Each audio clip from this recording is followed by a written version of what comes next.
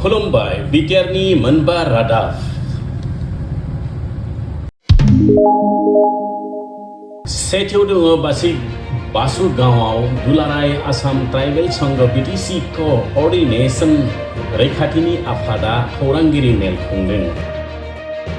आसामनि गिबि मन्थ्रि डक्टर हेमन्त बिश्व शर्माया चिरां जिल्लायाव दावबायनाय समाव BTR ओनसोलनि हा-हुनि मोनथांखो लानानै चिरां बासुगावआव दुलाराय आसाम ट्राइबेल संघनि BTC कोअर्डिनेशन गोरोबथानि रैखाथि आफादा बासुगाव प्रेस क्लाबाव खौरांगिरि मेल खुङो। 1951 मायथाइनि भटार फारिलाइ मुं गैयै आसामनि गुबै थागिरि नङै रैखाथि नङै थाखोनि सुबुंफोर आरो थागिबि नङै सुबुंफोरनो हानि मोनथाय गथायैनि दाबि दिखांदों दुलाराय आसाम ट्राइबेल संघ BTC कोअर्डिनेशन आफादा।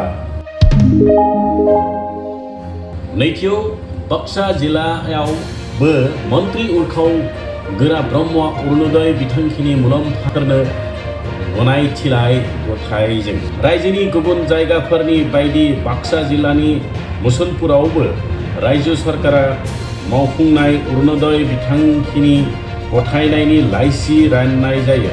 मुसलपुर गोजौसिन गेजेरारि फरायसालिनि गेलेग्रा फोथाराव खुंनाय मेलाव बे बिथांखिनि गनायथिखौ राननानै होयो रायजो सरकारनि केबिनेट मन्त्रि उर्खाव गोरा ब्रह्मआ।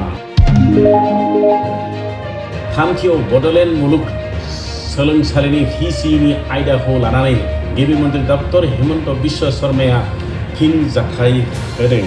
बड'लेण्ड मुलुगसालिनि भाइस चेन्सेलर VC लाइस्रोम लाइमोन लादुसिं आयदाखौ लानानै फिनजाथाय फोरमायदों। आसाम गिबि मन्थ्रि डक्टर हेमन्त बिश्व शर्माया बुधबारखालि क'क्राझाराव खौरांगिरिफोरनि मोननायनि फिननायाव फोरमायनाय डक्टर हेमन्त बिश्व शर्माया बुंदों दि बड'लेण्ड मुलुगसोलोंसालिनि आथिखालनि VC नि आखायाव मुलुगसोलोंसालिनि थासारियाव जोबोद गाज्रि जाबाय। VC नि खामानि दामानिखौ आंबो गोजोनाखै।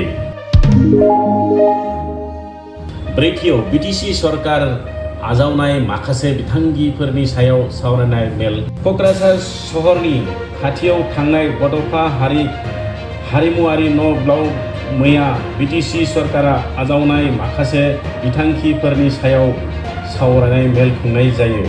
बे सावरायनाय मेलाव BTC नि गाहाय मावफुं सोद्रोमा प्रमद बर'आ गासैबो बिथांखिफोरनि सायाव गुवारै फोरमायथिनानै होयो।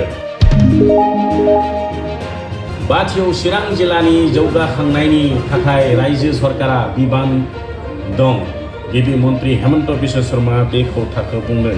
गुदि बिथा जौगाखांनायाव गोदान फोनांजाबना आसामनि गिबि मन्त्रि डक्टर हेमन्त बिश्व शर्माया दिनै चिरां जिल्लानि थाखाय गासै 465 कौटि रां बाहायनानै माखासे बिथांखिफोर लुफुंनायनि अन्थाइ खाम्फा गायसनदों आरो गोथारै बेखेवना होदों।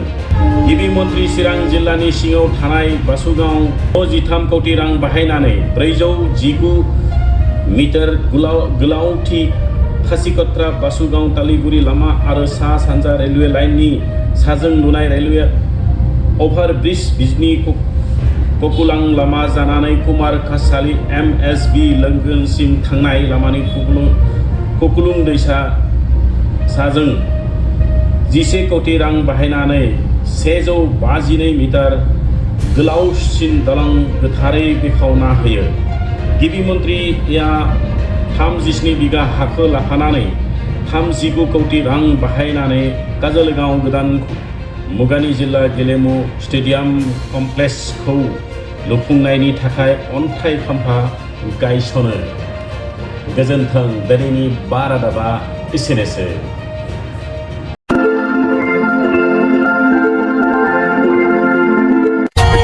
For more updates, subscribe to our channel, click the show links and enjoy watching the videos.